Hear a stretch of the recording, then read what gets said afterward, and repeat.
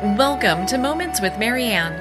I'm so delighted we're spending this time here today. We have a very empowering show coming right up with special guest Teri Karjala, and she's here to share with us her new book, Be the Magic of You, Tools to Transform Your Life. Now, Teri is a transformational life strategist, the founder of Creative Counseling Center and Talking with Teri. She's a best-selling author of Be the Magic of You, which has a foreword written by Jack Canfield. She's a coach with Forbes and a premier success coach with eWomen Network. So let's welcome to the show, Teri Karjala. Hi, thank you. Oh, what a pleasure it is to have you here, and very excited to be talking about your new book in this new year. I mean, what a perfect time to kind of think about all this. Yes, absolutely. Well, why don't you share with our listeners that are new to you, like what started you on this path? What even made you decide, hey, I'm gonna kind of follow this path of the magic of you? Yeah, my path started very early on for me, and I started out in high school as a peer counselor, and I just was very intrigued by that work, and I got really cool training very early on to help other kids. And it was probably my first experience that I was working with. I was a junior or senior, and I was working with a 5th and 6th grader, and one of them was suicidal, and as a peer counselor, I got to intervene. And that was very profound for me, and it was definitely one of those pivotal moments in my life. And so that moment really changed the trajectory of my life, and I started going down the route of becoming a counselor. So I went down the path of becoming a counselor, very passionate about that, helping people in some of their darkest days, and started specializing in working with children, adolescents, and adults that had experienced childhood trauma. And then that path has led me to where I'm currently at today with Talking with Teri. And, now I've specialized in working with women entrepreneurs and helping them get past all the personal and professional blocks that are holding them back to really live the life that they love. And so it's been kind of an interesting path for me, and I'm so grateful to be on this path. Well, and do you find that the women that you work with have some of the same issues regardless where they are as far as their career is concerned? Yes. I truly feel like we have this huge epidemic in our world, and it's around self-hate, it's around self-doubt, it's around not believing in ourselves and the power and the potency that we bring to this world. And so I see this in, not only in women, I see this in men too, but it's not as highly spoken about, if you will.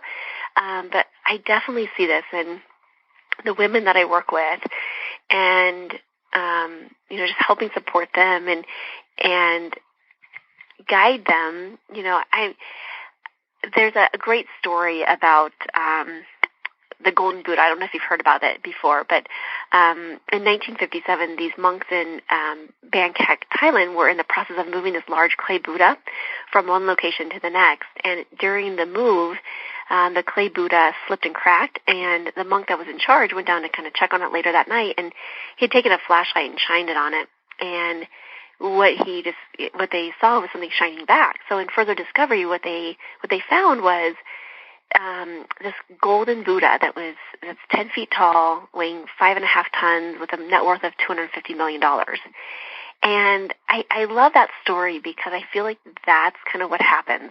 We go through life, and this clay represents all of the stuff that, it's the fears, the doubts, the worries, the insecurities, the stories that we've been told that we bought, and we just get covered up, right? And we start to shrink. And truth be told, I shrunk so small growing up, and it was really this work that I've been doing is really truly allowing me to break open and be seen and have an impact. And so I think a lot of us are in that boat where we've gone through life being covered up, and sometimes we put it there to protect ourselves, but most of the time it's been put there by someone else.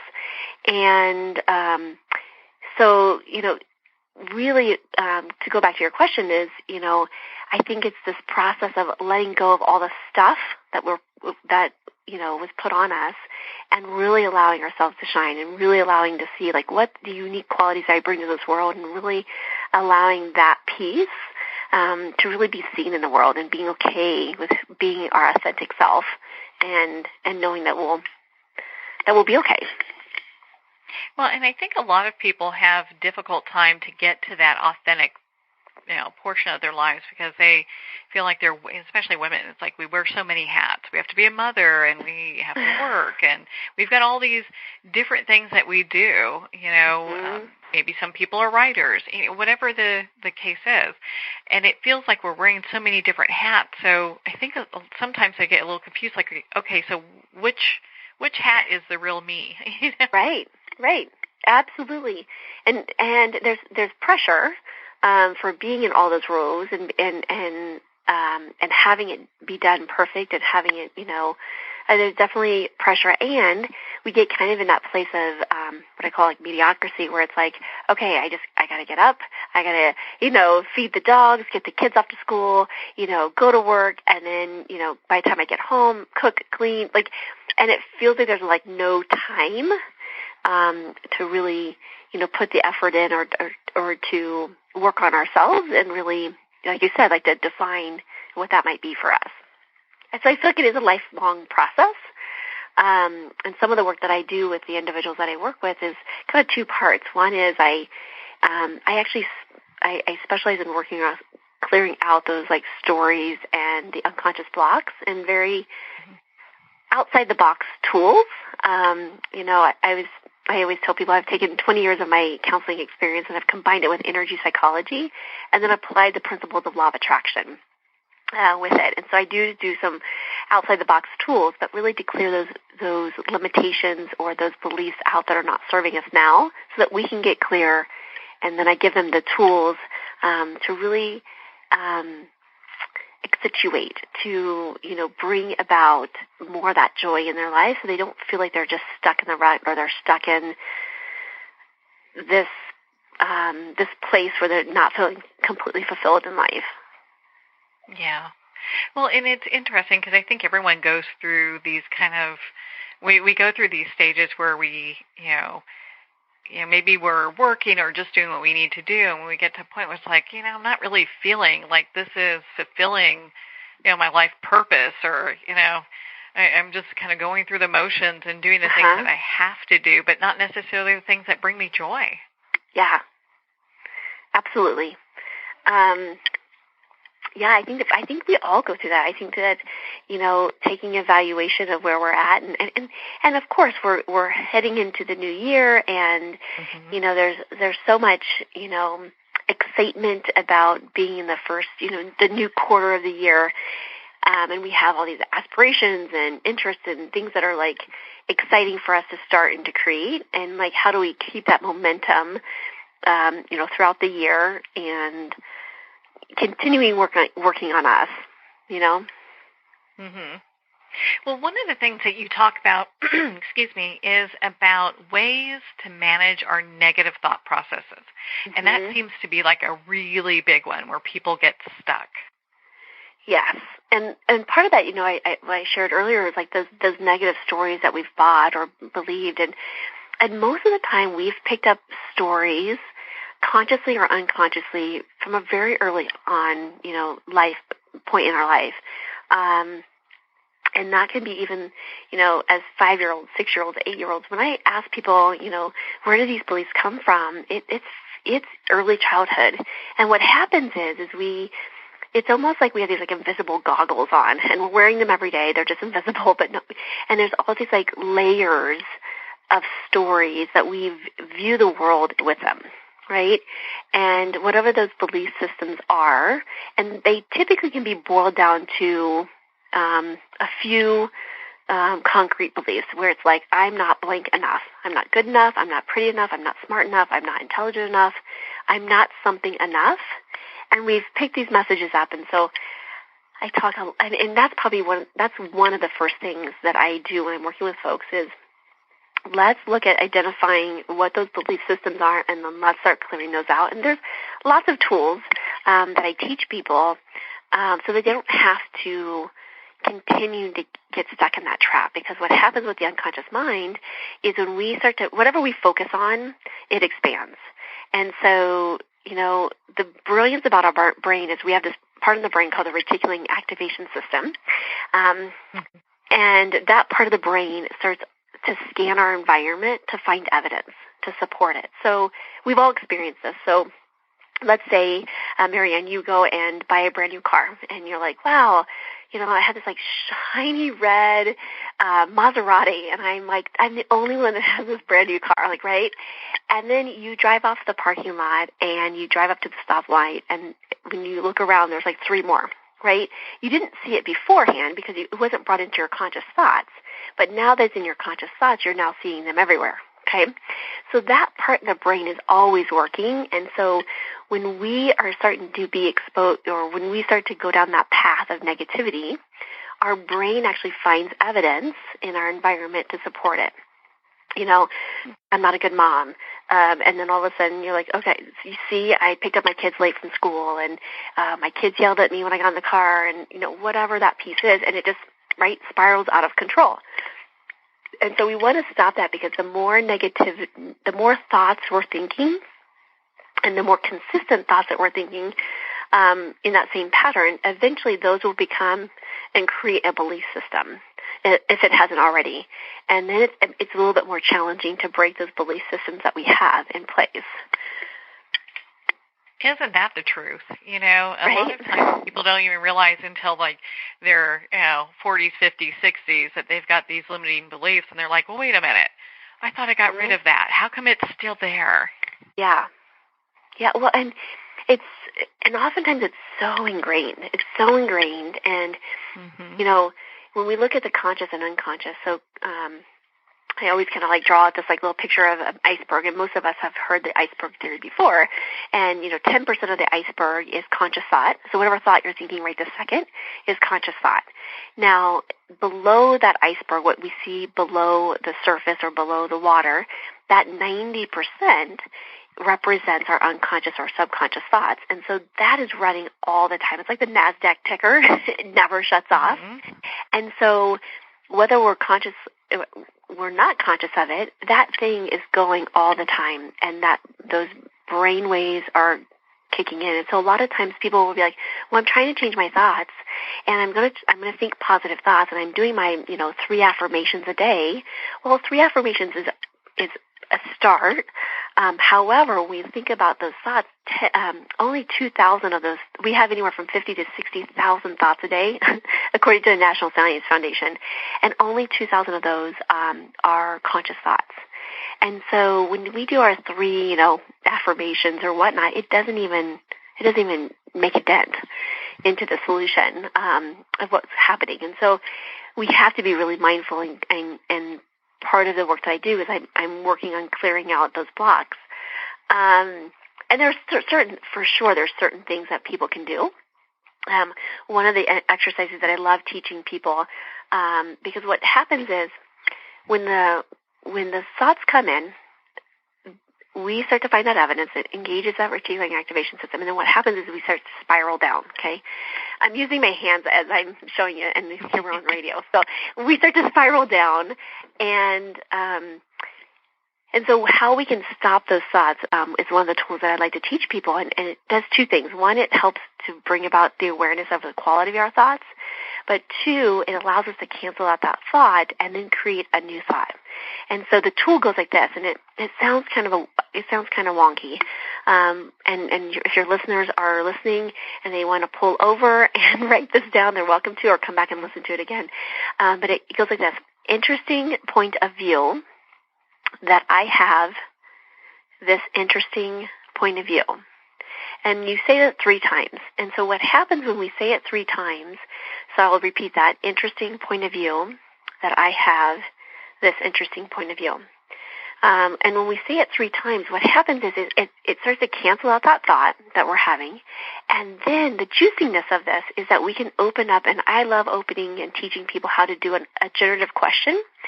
And with a generative question, it allows us to be opening back up to the possibilities again. And so instead of shutting off the energy, we're opening it back up again. And so a generative question might be like, what else is possible? I love using this one in traffic. When I'm sitting in traffic and I'm like, oh, what else is possible? To start opening the possibilities back up again. But that's a really powerful tool. And I usually have people, when I first start working with them, start doing that immediately, because I'll work on doing this stuff that's unconscious that they're not aware of, but I don't want them taking on any more conscious thoughts that we can cancel out and not continue to have them cycle back down and create more belief systems, if that makes sense. Oh, it makes perfect sense. And it's interesting, that kind of language also, do you feel like when people say that, it kind of cancels out that negative thought and kind of brings them to a clear slate where they're like, hey, wait a minute, I can kind of refocus my thoughts here. Yeah, and it gives people permission, because I think sometimes we go down that rabbit hole. And here's the thing, our brain is so trained, and there is some sort of juiciness that comes with the brain loves to fight, flight, or freeze. And we've been conditioned that way because, back eons ago, our brains, we have to distinguish between what's a threat and what's not a threat. And so when we are perceiving as a threat, and, years and years ago, when we had saber-toothed tigers, the brain would see a saber-toothed tiger and say, oh, I'm at threat, I'm in danger. My brain goes into fight, flight, or freeze. And now we don't have the threat of saber-toothed tigers. However, our thoughts are creating the exact same response in our bodies. And so we can easily get back there, and it's like, oh, this is a threat. And then our brains go into that fight, flight, or freeze. And so if you think about it, like our brain's always filtering out things that can be threatening to us, and I mean, that's why news is so powerful, right? Because news is based in negativity, it's based in fear, it's based in, right? And so the brain's always like, oh gosh, is this safe? Is this not safe, right? And so we're actually creating that same sensation just with our thoughts. And so it's very powerful and it's very real, because we're engaging all the senses, we're engaging all the emotion behind those fear-based thoughts. And being able to move that forward. Well, I found it really fascinating. I mean, your book has so many great tips and tools for people to use. One of the things that you talk about is the importance of gratitude, and I'd love for you to expand upon that for our listeners. Yes. Oh, it's so powerful. We were just having this conversation a few weeks ago in my coaching program, and sometimes we take for granted this simple tool of just sharing gratitude. And, when we look from a vibrational standpoint, so everything has vibrations and everything has energy, anything from the bracelet that I'm wearing to the desk that I'm sitting at. So if we were to put those things under a high-powered microscope, we see energy, right? Sometimes we forget that, right? But everything has energy, and including our emotions, our thoughts, etc. And so they've done research through quantum physics and realized that our emotions have a vibration standpoint too. And so the two highest emotional states are love and gratitude. And so when think about the last time you were in a state of pure gratitude. It could be this week. It could have been last week. It could have been when you were on a hike. But what's the emotion that comes up? I mean, you're in this profound state, right, of being so grateful and being on top of the world, right? And so vibrationally, you are vibrating at such a high level, and you're at such a high frequency. And the neat thing about that is, according to the law of attraction says like attracts like. And when I first learned about the law of attraction, I was like, oh, that just seems too good to be true. And so I totally geeked out and went into and started looking at it. But at the end of the day, it's really quantum physics. It's grounded in science. Really fascinating. And so when we start to generate or create from that place, it's just so... It's such an extraordinary place to be in, because things will come to people in a lot more, easy and effortless way. And it doesn't have to be so much, pushing the square peg into the round hole, but really creating a practice of gratitude is key. And I'm, I'm a big believer in ending your day with gratitude. So I have a gratitude practice at the end of my evening. And so the last 45 minutes of your night actually gets processed 7 times more than it does any other time of day. So I always tell people, fill that last 45 minutes of your day with yummy, juicy stuff, including some sort of a gratitude practice, and whether that's just you're writing, 10 things down that you're grateful for, or you write about one and just write in detail about it, really, but getting into that place of just that profound gratitude. And you'll end your night that way, and really you're setting your brain up for success the next day. And then even some people will even review the next morning. My daughter and I got into this practice when I drop her off to school. Is I'll just say, "Okay, have an amazing day." I was like, "What are you going to be grateful for today?" And so I even kind of like pre-frame it as like setting like creating a seed of like, oh, I'm going to be grateful for this or that and so it's really a neat practice to start implementing if you haven't already. Well, on that note, we're going to pause here for a quick break.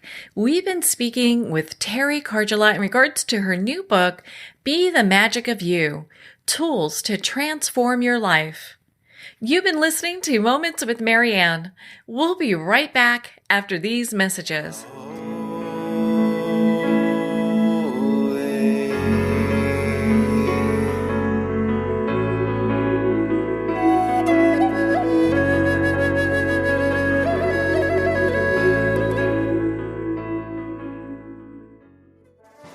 Internationally recognized and award-winning author Judy Goodman works and teaches outside the box of limited thinking. Working with people from every walk of life, her goal is to empower you to be the best you can be, no matter what the challenge is. Born with the gift of seeing beyond our normal vision, she has an extraordinary gift of working with every challenge. Teaching beyond conventional wisdom, her work is described as life-changing. Visit judygoodman.com. That's judygoodman.com.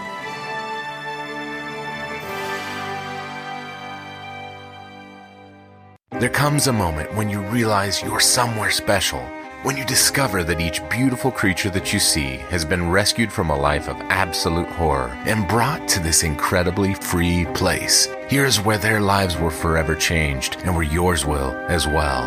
Discover over 500 tigers, bears, and lions at the brand new visitor center at the Wild Animal Sanctuary just outside Denver. For more information, visit wildanimalsanctuary.org. Discover true freedom at the Wild Animal Sanctuary. Have you ever had the sense that your thoughts might actually be doing something? Ancient secrets of manifesting have been masterfully revealed in the award-winning book Manifesting 123 by Ken Elliott. For the first time, the author's experiences and stories in this book describe exactly how your thoughts can create anything. You've been doing this all your life, but it's never been fully explained for you until now. Visit manifesting123.com for more information today. Manifesting123.com. There are nearly 2 million Americans living with amputation. Many live right here in San Antonio. Becoming an amputee can be scary, frustrating, isolating, but there's no reason to feel alone. The San Antonio Amputee Foundation is here to help support you and guide you toward resources such as home and car modifications and even prosthetic limbs. For more information or to make a donation, visit saamputee.org. We'll help you live a full, active life, one step at a time. San Antonio Amputee Foundation, healing limbs, hearts, and souls.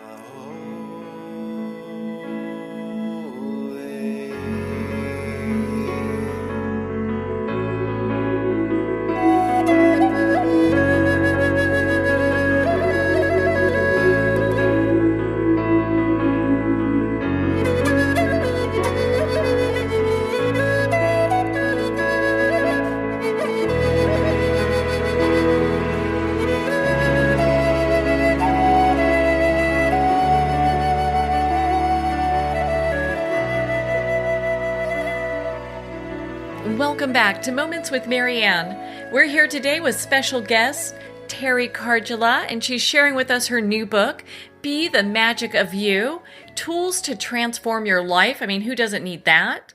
Now, Teri, before we went for break, we were talking about gratitude. And I would love for you to share with us, do you find that when people are grateful, that more things to be grateful about show up within their day and actually within their life? Oh, yeah. Well, so here's the thing. The brain is going, oh, you're going to be great. You're grateful and you're excited. That same part of the brain, the reticular activation system, is going to find more evidence. Like the brilliance part of that brain is, whether it's negative, it's going to find negative evidence. If it's positive, it's going to find positive evidence. And so absolutely, it's going to start finding more and more ways to show and to, give you evidence that, look at this, here's some more evidence that you're on top of the world, or, you're on track. And I think that all ties back into that concept of, being the magic of you and, owning your zone of brilliance, right? And then it becomes, this amazing state to be in. It does take practice. It's like a muscle. It takes, some exercising of that muscle to make it strong. But once you're in that practice of it, things will start showing up in a more effortless way. Well, I'm glad you talk about practice, because it seems like with the gratitude, the negative thoughts, there's practice that needs to take place there. So that way we can make those kind of shifts. Is it the same thing with our overall happiness? As far as practice, yes.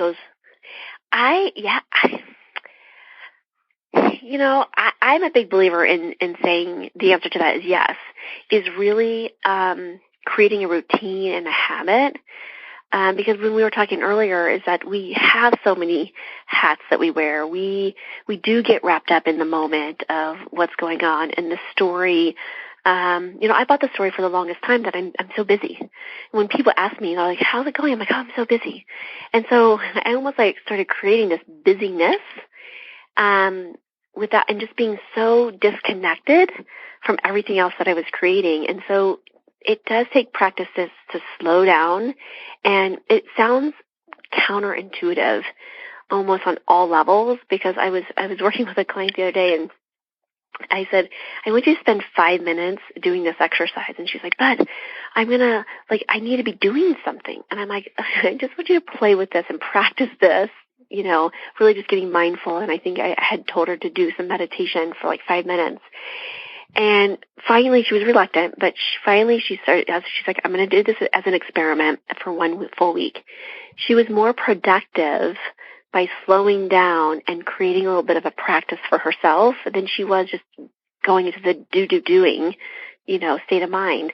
And so sometimes it feels counterintuitive, but wait, if I take time for myself and center myself and, ground myself and do some of these tools, I actually can be more effective and more efficient in my work life than not, right? And so I do agree that it is practice. And sometimes, I'm a big believer in saying, let's take this and practice and, experiment with it. And I try to challenge people and say, just go do it for, 24 hours or, 2 weeks and just see the results. And so as soon as people start seeing the results, they're like, oh, you're right.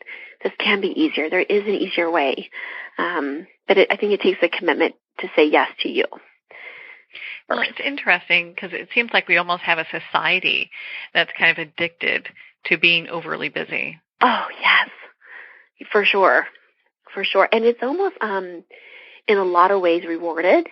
Like how much stuff or how much things can we get done in a day, and versus just taking a moment. Before I hopped on this call, I had about 5-10 minutes, and I grounded myself. I got into a place of okay, here I'm doing my tools. I'm getting my brain on track, because oftentimes when we're in when we're in that place of doing a task, then when you do a new task, like hopping on a call or whatnot, there's different parts of the brain that are being activated. And so by taking the time to in alignment with the brain and just supporting the brain, it's so much more valuable, and we can get so much more done in a less rushed way. Yeah. There's kind of a, and it's almost like giving yourself permission to rest. And it's interesting because I've had to do that myself. I'm like, it's okay not to be going 110 miles an hour every moment. Yeah, exactly. So taking that time, and again, when you're doing some of these tools, like some of the tools I teach, that you can sprinkle them throughout your day. They don't have to be something that you spend 10 minutes doing. Honestly, when I pick up the call or do something, I may just ask a quick generative question and be like, okay, I have or set an intention, and then engage. And so it can literally be 30 seconds, 15 seconds, but just being much more mindful and intentional with how we spend our day, and letting that create a little bit more ease and breathing space for us. Well, and so this kind of really dovetails with my next question very well for you here, because a lot of times we have people within our inner circle or people that we know that are like the negative Nellies, or they're very well-meaning, maybe not, saying you'll never accomplish that. You can't. There's no way you'll do that. Yeah. So how do we deal with people who want to kind of just, if they want to trample the dreams that we have, or just really negative to be around? Fire them. No. Okay. This is a challenge, because sometimes, and I'm a big believer that there are people that come into our lives, and there's a time and a space. I think there's a season, a reason, and some people will stay for a season, a reason, and a lifetime. And it's kind of figuring out those folks. And I grew up, and I was sharing this with someone the other day, that I wasn't the most positive person, and I think because I just didn't know how to really be a positive person in some of the situations that I was in. I was always blaming other people. Like, I've done my own work, right? But and I attracted a lot of people in my circle that were not super healthy, that were Debbie Downers. And interestingly enough, the more work that I did on myself and the more clear I got on me, the less I was actually attracting those people in my life. And actually the opposite happened. I actually started creating and generating more people that were in alignment with me, because it's energy, right? And so naturally, when you work on yourself, and you make a choice, okay, you make a choice of how you're going to show up, how you're going to interact, and who you're going to be. And when you start being in alignment with who you truly be, you're going to start naturally attracting those folks. So that's kind of the side effect, if you will, on getting really clear and living your authentic life. But in the meantime, you're going to find, and honestly, like, I've been so disconnected from the folks in my life that have been the negative Nellies, the Debbie Downers, in such a long time, because I personally don't tolerate it anymore. Like, like when you start to meet someone, right off, you're kind of like, oh, I like this person, or, this person's not really going to resonate with me. And so moving forward, it's always easiest to really connect with and foster those relationships that you are in alignment with, and that they get you and you get them. But when you're doing this work, I do believe that they're, setting really firm boundaries with those folks. And of course, like, there are times when we have family members that we may not have any control over, not seeing them, not spending less time with them or whatnot. But you can so in those situations where you are going to be seeing these folks, or it's a work environment, something like that you don't really have control over, but setting those firm boundaries with them. And I would also say, if you can shift the conversation, do so, because I think everyone wants to, if it's venting, there are some times when I just need to vent, and I'll say, you know what, I'll call up a girlfriend and I say, give me 5 minutes, I just need a vent. And then I'm going to find the gift, and then we're going to move on, right? But just making sure that we're not going down that spiral with these people, and truly distancing yourself from the negative Nellies, because you truly, I truly believe that you need to have those people that are going to support you and allow you to share your big dreams and wishes and desires with. And you need to have those people in your life to really support you and be your cheerleading team. And people who really embrace your brilliance. And you talk about, being in our zone of brilliance. We want people who are going to say, you know what, I support you. What can I do to help? Let's see if we can get you there. And absolutely. And I think that, that's really where that's the power, right? I'm all about, let's build people up. Let's build as we climb, and let's rally our fellow sisters. Let's rally our fellow neighbors. And so when people call me, sometimes they're like, I have this crazy idea. And they'll tell me what it is. And I'm like, oh my gosh, that's so exciting. Let's do it. What can I do to support you? And they're like, really? You don't think it's crazy? I'm like, no, let's do it. And I was like, and sometimes I'll hold them accountable. I'm like, okay, I want you to text me, in 2 days and let me know that you did this, this, and this. And so but being that cheerleader for other people, because other people will then do the same for you. And I think that's the power in how we can support one another and other people's dreams versus being like, oh, what? You can't do that. I've had lots of people in my life saying, what are you doing? You can't do that. And so I'm like, okay, next. Okay, I'm not going to share that with that person again, right? I'm going to find those people that are going to support my craziness and say, yes, you can do this. And so finding that inner circle, like you were talking about, and even within your community of those people that are going to build, versus the people that are going to tear us down. And when we're striving to, and we are stepping into that zone of brilliance, we want those folks that are going to rally and that are going to support us and cheer us on and celebrate with us, right? I think that's important too, is having those people that you can celebrate the wins with and they can celebrate your wins with. Mm-hmm. Well, and so it's interesting because you've come a long way. I mean, you've had this journey. You've written this very successful book. You even had Jack Canfield write the foreword for this. So when you were doing all this, was there a point where people were kind of saying, there's no way you're going to get Jack Canfield to write this? I mean, how did that even come about?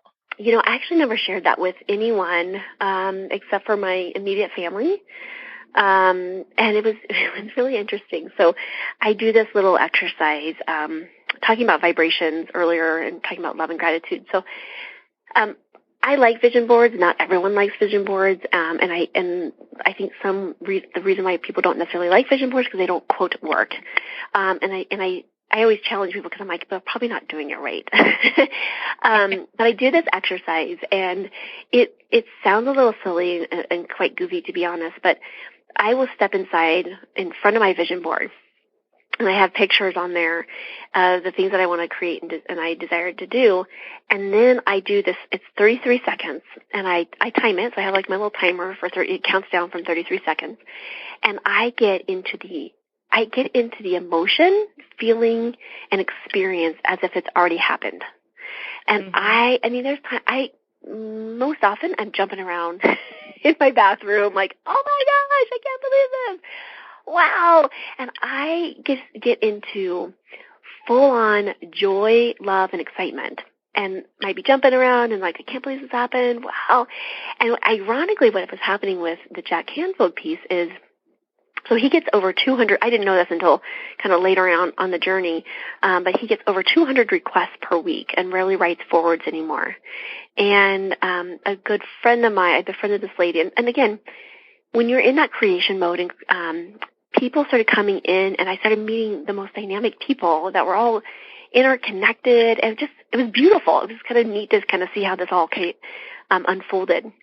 Mm-hmm. But every morning I'd do this, and my daughter, she started co-creating with me, which is very powerful because there's power in, having a thought. And then when you start to invite other people in to have the same thought with you, it actually magnifies that energy.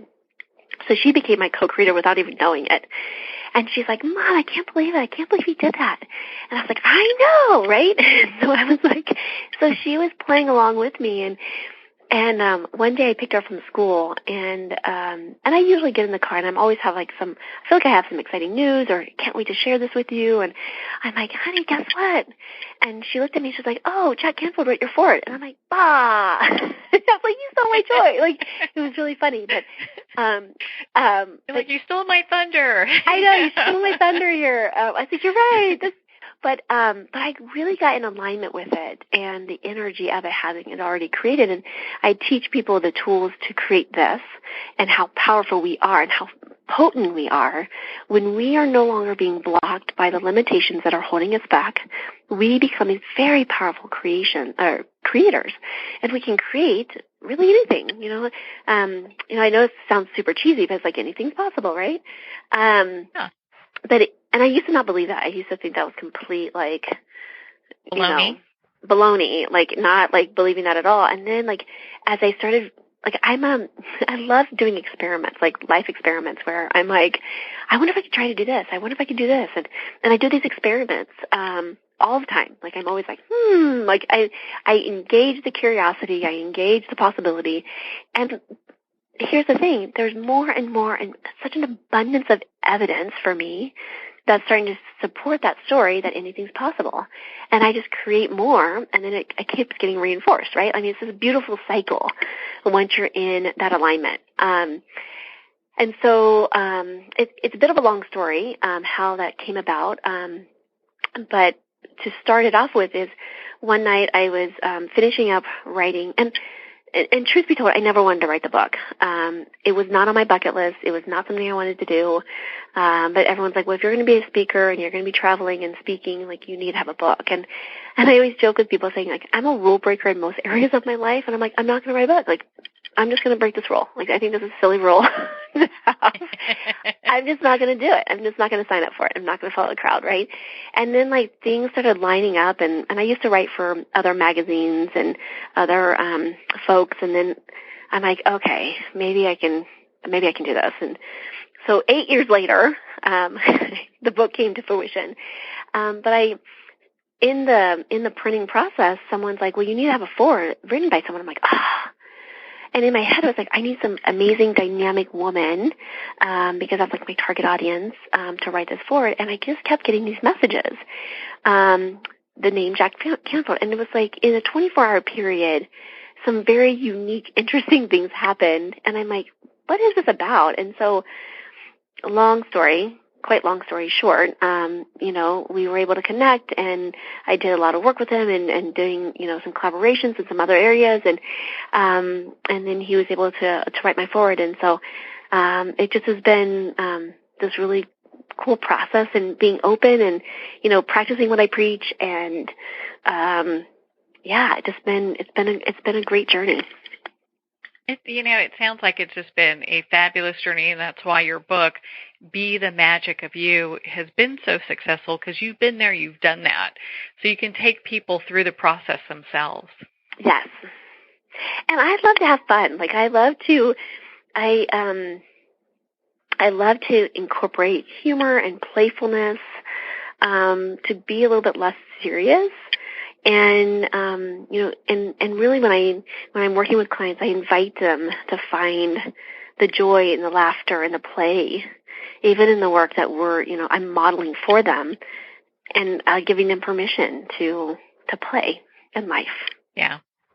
To be able to go ahead and do that and enjoy life, and, manifesting and bringing about the life that you want is supposed to be enjoyable and fun, not like we're trudging through a swamp, Right. And when we do that, we get more of that, right? And so we are pushing, and there's pressure to do this or to, and last night I was just on my Facebook Live, and we were talking about letting go of the outcome. And I think that's so crucial, because sometimes when I need to have this, I want to get this, I want, whatever those, and there's a whole bunch of things that are wrong with what I just said, because we're needing, we're wanting, right? And those are all lacking words. But when we're in that place of what I call like getting stuck in the muck, we're trying to trudge forward, we're only getting more and more of what that is.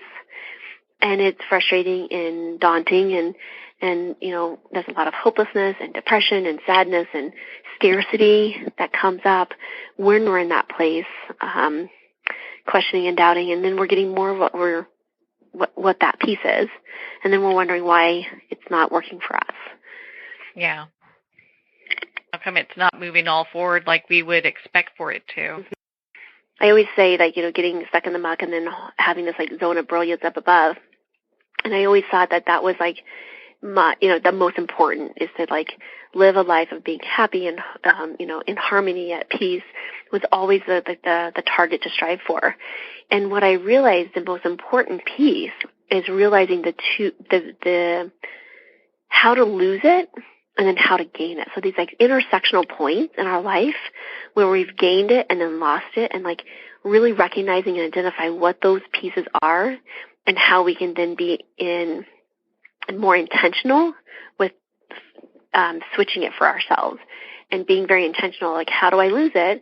Because now when I lose it, when I fall out of alignment, instead of being 2 weeks, 3 months, whatever that might be, it's now 5 minutes, right? And so, making those choices and knowing, I have these tools to get myself back in alignment and back on track.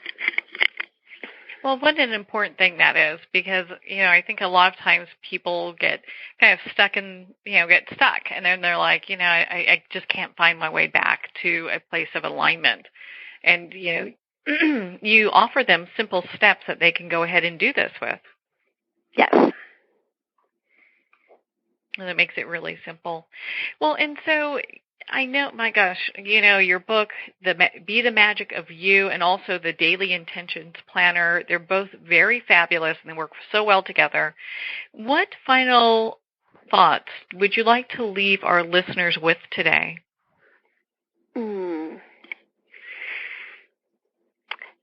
We have tons of choices.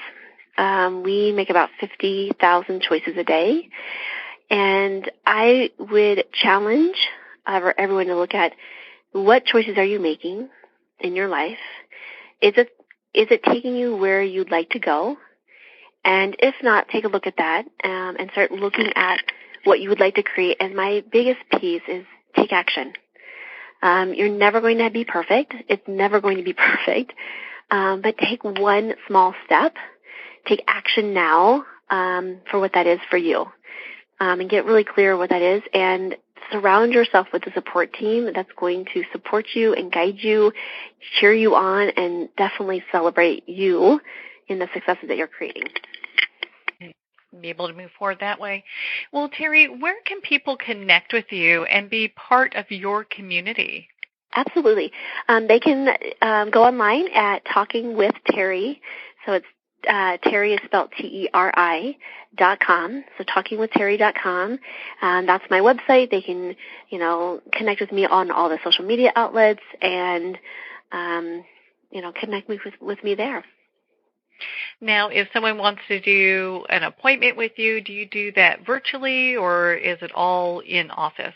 I do. I would say majority of the folks that I work with are virtual. So I have everyone. Most of my folks are national or international. So they can connect with me through the website. And there is a contact page that they can fill out, and we can connect that way.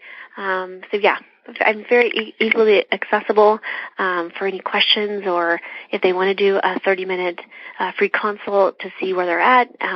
We take a look at what's working and what's not working and what they would love to create, and then we'll see if we can help support them on their journey. Oh, well, that sounds fabulous. Teri, thank you so much for taking the time to be on the show with us here today. Absolutely. Thank you so much. It's been a delight. Oh, well, thank you, Teri. It's been such a joy to spend this time with you. And I love talking about your book, Be the Magic of You, Tools to Transform Your Life. Again, if you'd like to connect with Teri, you can at her website, talkingwithteri.com, and that's TERI.com. Well, we're at the end of our time today. I would like to thank everyone for tuning in. You're listening to Moments with Marianne.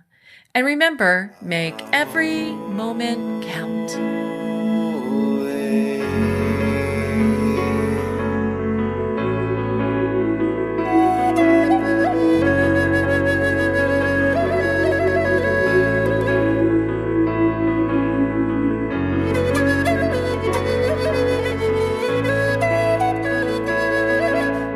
In a single moment, your life can change. Moments with Marianne is a transformative hour that covers an endless array of topics with the best of the best. Her guests are leaders in their fields, ranging from inspirational authors, top industry leaders, and business and spiritual entrepreneurs. Each guest is gifted and a true visionary, a recognized leader in her own work, and while teaching others to develop, refocus, and grow, Marianne will bring the best guest and sometimes a special surprise. Don't miss this. You never know just which moment will change your life forever. Moments with Marianne airs every Sunday, Monday, Thursday, and Friday at 8 p.m. Eastern and 5 p.m. Pacific Time. Make sure to tune in and visit momentswithmarianne.com for more information.